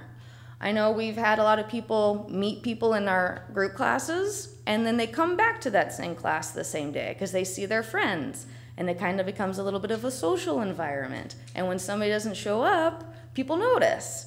They might even call you and say, hey, where were you at class today? And then you realize, okay, like maybe I should have been there. I'm gonna show up next time so I don't leave them hanging. And it's a little bit more fun too to have somebody to share your workout with, and you kind of motivate each other. Group classes are a very affordable way to exercise. You have an instructor in front of you showing you what to do. I know most of our group classes are included in our membership, which might be free with your insurance. You get some camaraderie and also motivation in the group classes. So just to repeat again, what is weight bearing, talking about bone density and how that gets affected with not only age, but cancer treatments and sedentary lifestyles. So one of the definitions I found is exercise during which the body works against the force of gravity and the feet and legs carry a person's weight. So some exceptions are weight training, where if you're seated on a machine, you're not really standing with gravity against your legs, but you're loading those bones with force, stimulating new bone growth. Walking is one of the easiest weight-bearing exercises we can do. Jogging maybe makes it a little bit more intense, but I actually have some clients in their 80s that still jog 3 days a week, more than I do. So you never know what people can handle. Hiking is a little bit more intense. Dancing, that can be as basic as just kind of doing the two-step in your living room. Whatever gets you standing and moving. Step aerobics, tennis. I have quite a few older adults who still play tennis. And just climbing your stairs at home or choosing to not take the elevator. That is flight up or down that you're missing out on your bones stimulating themselves and getting new bone growth. So some non-weight-bearing activities that are still good things to do, but these do not stimulate the bones, most likely. Swimming, cycling, mat Pilates, where you're just kind of lying on the mat without any bands or whatnot. And then therapeutic yoga, you tend to do a lot more mat work, a lot more stretches, legs up against the wall where you're not really standing very much. They're still good, but that shouldn't be your only form of exercise if you're trying to keep your bone density improving or at least not getting any worse. So what I would like to do now is I got an example of one of the most basic weight-bearing exercises that you can do. And all it is having you stand out of a chair and then sit back down in the chair. So you all got here and are sitting. So I'm assuming this shouldn't be too difficult. So if you want to participate, please put your things off of your lap, just so you don't have any extra weight on yourselves. And what you're gonna do, the knee alignment is very important so that you don't cause any new damages into the knee ligaments or cartilage. You're gonna sit with your feet slightly wider than your hips. Make sure they're not too far away from the chair. You don't want them tucked under the chair either. You might end up doing a front flip. You're going to keep your knees pushed outward so that they don't buckle in. We don't want the knees touching each other. And you're going to push through your heels to activate your glute muscles, which is your booty. So you're gonna stand on up. So if we're all ready, everybody go ahead and just stand on up. Good. And then very carefully, you're gonna still put your weight into your heels, keeping the knees pushed apart, and slowly sit down. Not too bad, right?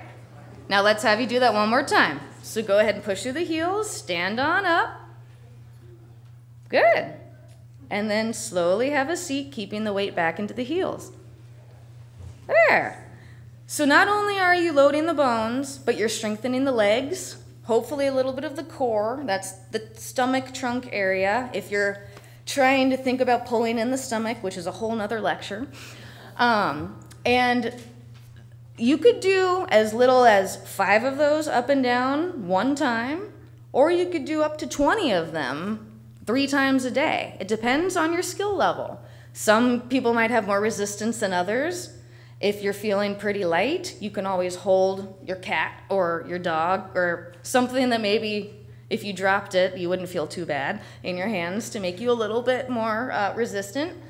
And then if you wanted to turn that into a cardiovascular exercise to work on the heart, I would suggest seeing how many times you could stand up and down in the chair within 30 seconds.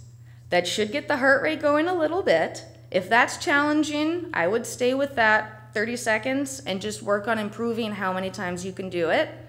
Otherwise, you could take it up to a minute. So I would set a timer for 1 minute, stand up and down, keep counting, keep breathing, and then rest a little bit. And see if you can kind of improve that over time. You could repeat that a few times if you wanted to get to a total of 3 minutes standing up and down, and that will actually kind of help get the heart pumping a little bit and improve your stamina, get the leg endurance going.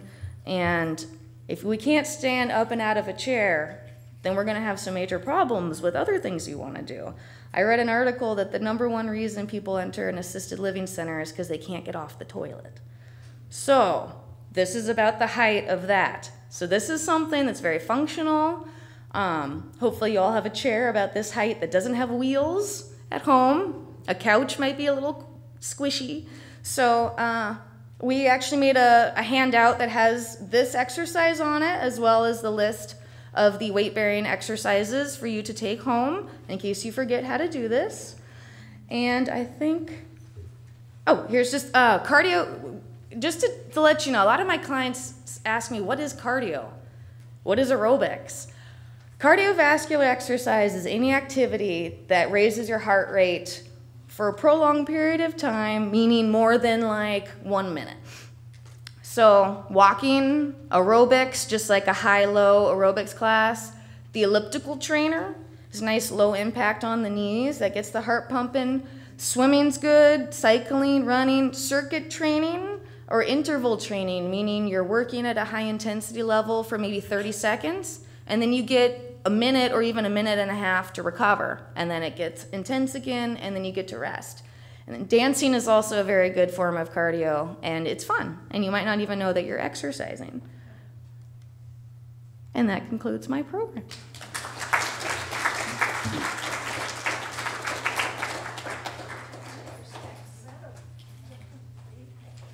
Thank you, Lauren. Those were all great suggestions. If anyone wants to walk a 4-year-old cockapoo, come see me after. He's very energetic and sweet.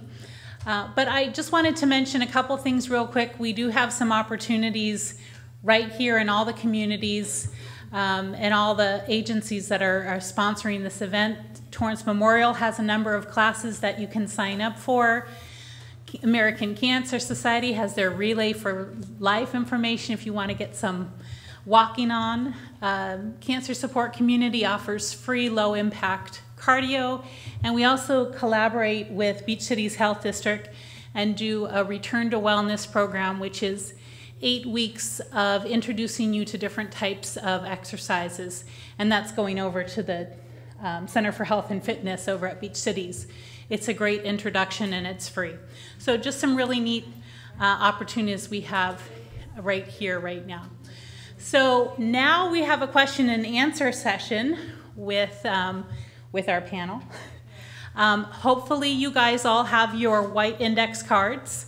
If anyone needs a pen or an index card, please raise your hand. Susan and several others are coming around. She's collecting some. And I'm going to be going through the questions along with Susan. And we'll be asking the doctors your questions.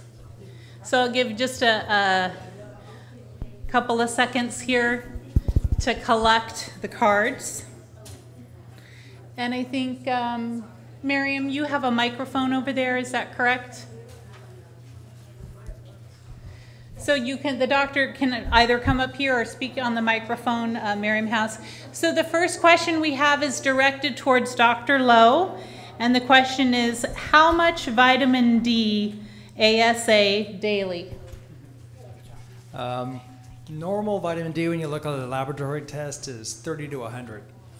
Most people that I check, it's quite surprising. I mean, the vast majority of people I check are in the teens or 20s. We like to have it from a cancer standpoint, we like to get in the middle range, so closer to 40 to 60. So usually for breast cancer and colon cancer follow-up, we check those labs every single time we see somebody. And we aim for that middle. I think on average, most people are taking either 1,000 or 2,000 a day. We have some people that need 5,000 a day, so we have some people that need 50,000 once a week. But that's the range I go for. For aspirin, just a baby aspirin.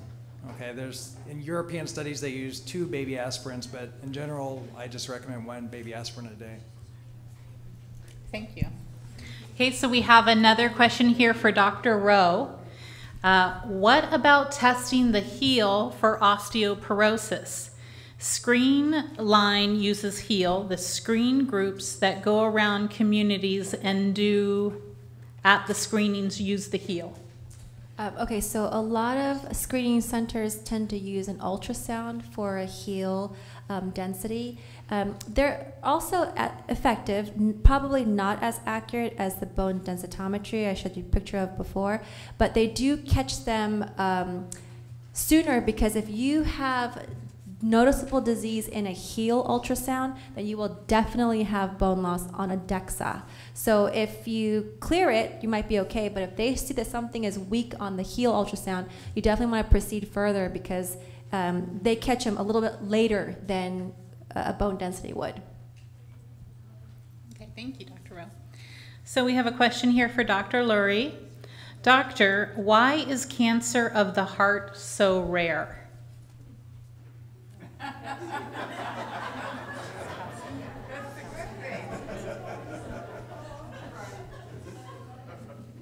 I have to plead ignorance to that. I mean, just like I don't know why, I really don't have an idea. I mean, we do see things like rhabdomyosarcoma. I have no idea. I don't know if it's due to risk, and someday I'll find out. It hasn't been in my education, so I apologize to that. Okay, so we have one more. Maybe you're able to answer this one. This Calcium. is worse than my test at school. Well, let me just say these last two had smiley faces on them. So these are coming from a very friendly, lighthearted person. This next question says, calcium deposits in the breast, calcium deposits along arteries. Does taking calcium help this to occur? And it says, for sure. Well, I won't speak to the breast. You know that as far as the calcium in the arteries, it's not although you're not supposed to just routinely take calcium just to take calcium, because there may be an effect on coronary artery disease. That's not what builds up calcium. This is more of a thing that develops through age, through pressure, and through flow. So by taking calcium, you're not going to get aortic stenosis, and you're not going to particularly get coronary artery disease. Again, the thing about thinking about the calcium in the artery is it's an evolution from cholesterol inflammatory makeup, and then as it gets older, it hardens. It's not a function of the calcium you take in or don't take in. Okay. Thank you. So this is a question for Dr. Lowe. Can you hear me? Yes. Okay. It says, I had a lumpectomy 2 years ago, and I still have pain if I put a little pressure on my chest with my hand. Will this ever go away? Maybe yes, maybe no, but it will get better. There's two reasons for that. Number one, after surgery, you develop scar tissue, and especially over time, if you're stretching more and more, that scar tissue can get pulled, and that can cause irritation. But most commonly, it's a nerve effect. When you cut the breast and when you cut in the armpit, you're cutting through nerves. Those nerves don't know they've been cut for good. They will try to regenerate over time, even years later. And if you get electrical shooting kind of pains when you touch it or just when you move, electrical shooting type pains should not be cancer. The good thing is, or the bad thing, is that breast cancer typically does not cause pain. If it did, it would be easier to catch early on without even mammograms. But pain in the breast is typically something else. And again, usually due to scar tissue or due to the nerve regeneration effect. There's nothing really good you can do about it except for time. You can take pain medicine, but time will heal as whether it will go away completely. Sometimes yes, sometimes no. Okay, thank you for that. This is a question for Dr. Rowe. It's a two-part question. Is there a weight limit above which a person should not lift if they have osteoporosis? And the second part is, can stress through raising cortisol cause bone loss? So no on the second part. Everyone has an elevated cortisol level when you're stressed for various reasons.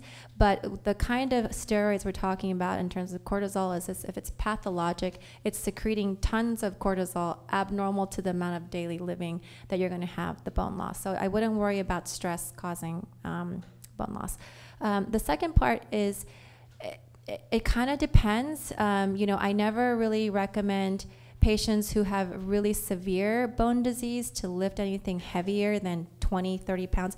But it's kind of individual. I mean, some people don't have bone loss as much as others. Some people have severe bone loss. So it really is patient dependent how much you should lift. It really also depends on how severe your bone density and your T-score is. So I can't really give you an exact poundage. I guess it kind of has to be patient specific. Okay, thank you for that. This next question is directed either to Dr. Lurie or Dr. Lowe, and it says, can Arimidex elevate cholesterol?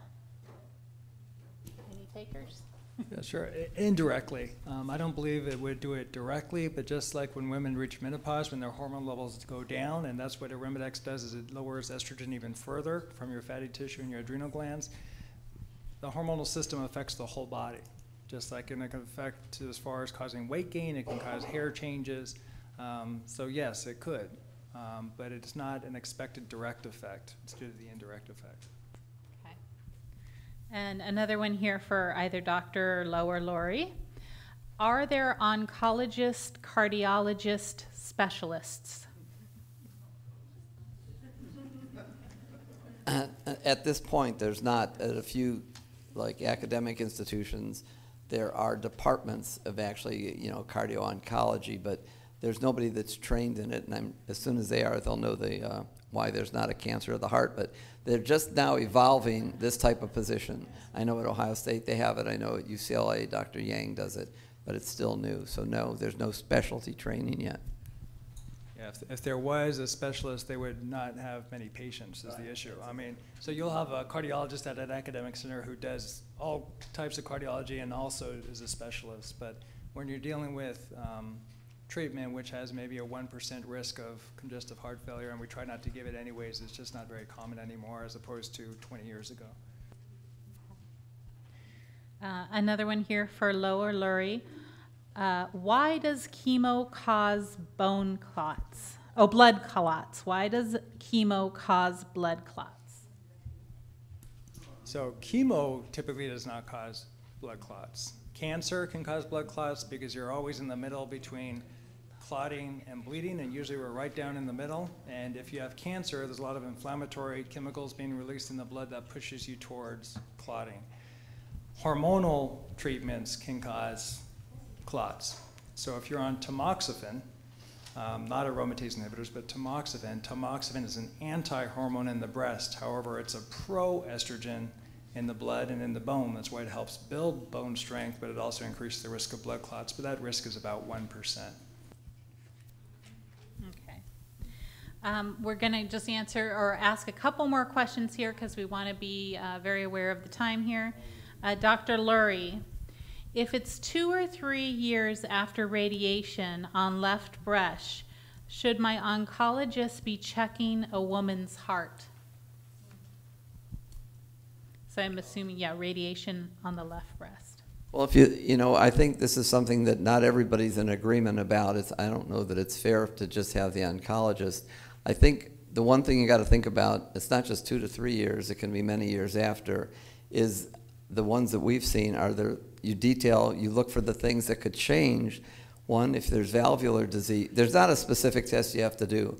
You might at 5 years want to do an echo, but what you're looking for, could there be valvular disease, which is really quite rare, and that's what your doctor generally listens for. Is there a problem of coronary artery disease? I think the thing to keep in mind is if you were a person, I don't really like to just address the left heart, the left breast, because they are so good at this now. The radiation really doesn't cause it. But in the people who had old mantle therapy, I think you have to be, instead of waiting till you're in your 50s, look for coronary artery disease. So I don't lay it on the oncologist specifically, except to remind people that they're at greater risk for these things. Is there a heart murmur suggesting valve disease? Is there something suggesting underlying disease? Otherwise, you do the same thing as you would do to prevent heart disease and consider it a potential risk. And I don't usually use routine tests to do it. I'm sorry, I just wanted to add to that. The only reason why I asked that question is because on your slide, it actually said that. No, well, if you had radiation on your left breast. No, I put that in there. What I'm saying is that. I was worried. Yeah, no, I understand. The thing is, and that's why I tried to make the point, the left breast might be more of a reason, but nowadays, I mean, you just don't see it because in the past, like I say, in the past, if you had chest abnormalities or chest radiation, you look for it. Nowadays, they've refined, especially here, the radiation therapy. It just isn't an issue that we routinely think of. But, there's people who are doing this as a profession, cardio-oncologists, and they'll make tests. There's not a routine test. Whether you had left breast or not, you're working on the risk factors of heart disease because that's what could potentially happen, or you're listening for a murmur. So I just put that there because that's what they say at Mayo Clinic. Do we routinely think about that? I have to admit, no. Okay, Yeah, I would say no, because I think the main concern with high risk for congestive heart failure and coronary artery disease was back in the days where we had poor options for chemo or systemic therapy of cancer, where we relied a lot on radiation to be the cure for cancer. And they would direct the radiation directly inside the body and at very high doses. For breast cancer nowadays, you're not directing radiation in the body. What you're doing is you're going tangentially across the chest wall into the armpit. You're not going in, you're going across. So the main concern is, well, yes, there might be a 1% risk of coronary artery disease and heart attacks in the future. The risk of CHF, what we're talking about, which you can identify with an echocardiogram, is extraordinarily rare with that type of radiation. So I would not recommend it unless you had symptoms. Okay, don't turn that off too quick there. This last question is for Dr. Lowe, and this is in regards to prostate cancer. Will sexual activity return after radiation and Leuperon therapy? If it was just the Leuperon, yes. After radiation, maybe yes, maybe no. Leuperon just lowers testosterone levels, so it causes male menopause. So once your testosterone comes up, your drive will come back. But radiation can still affect the nerves, which innervate and allows a man to have potency. So that is commonly something that will get better, but as far as having full potency is sometimes a challenge. Things like Viagra or Cialis can be used to help with that. It's usually not as bad as surgery, although with robotic surgery it's certainly better than our old open surgeries that we used to do. So hopefully yes, but maybe not the full way it was before. Thank you. So let's give a really big round of applause for our panel here.